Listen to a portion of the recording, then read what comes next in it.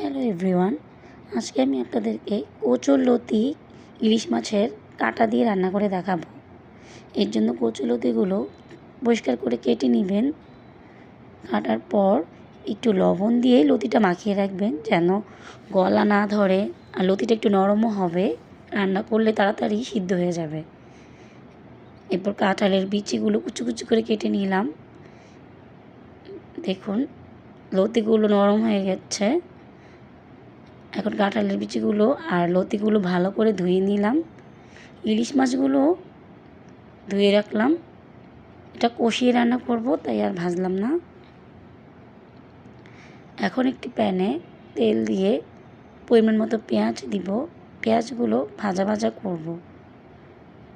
ভাজা ভাজা হয়ে আসলে পেঁয়াজগুলো, তাতে পরিমাণ মতো হলুদের গুঁড়া, মরিচের গুঁড়া, লবণ, ধনিয়ার গুঁড়া সব দিবেন। আমার মশলাটা লেগে যাচ্ছে, তাই আমি একটু পানি দিয়ে দিলাম। আমি মরিচের গুঁড়া একটু ঝাল পছন্দ করি, তাই আমি আবার একটু মরিচের গুঁড়া দিয়ে নিলাম।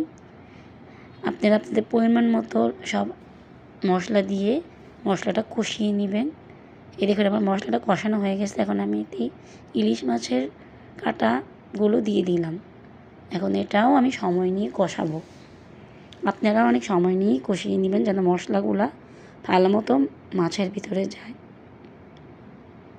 দেখুন আমি সময় নিয়েই কষাচ্ছি, অল্প আছে। ভালো মতো কষানো হলে, এই যে শুকিয়ে গিয়েছে, আমার ভালো মতো কষানো হয়েছে। এখন আমি কাঁঠালের বিচিগুলো দিয়ে দিলাম। যেহেতু কাঁঠালের বিচিগুলো কাঁচা, তাই আমি এগুলোতে একটু পানি অ্যাড করে দিব, না হলে সিদ্ধ হবে না। এখন পানি দিয়ে, পরিমাণ মতো পানি দিয়ে ঢেকে দিব।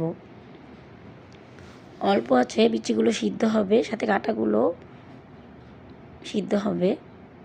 দেখুন এটা একদম শুকিয়ে না আসা পর্যন্ত আমরা নাড়তে থাকবো। বিচিগুলো সিদ্ধ হওয়া পর্যন্ত অপেক্ষা করব। সময় নিয়েই করবেন। এখন আমি লতিগুলো দিয়ে দিলাম। লতিতে কিন্তু কোনো আর পানি অ্যাড করা যাবে না, এটার মধ্যেই সিদ্ধ করতে হবে।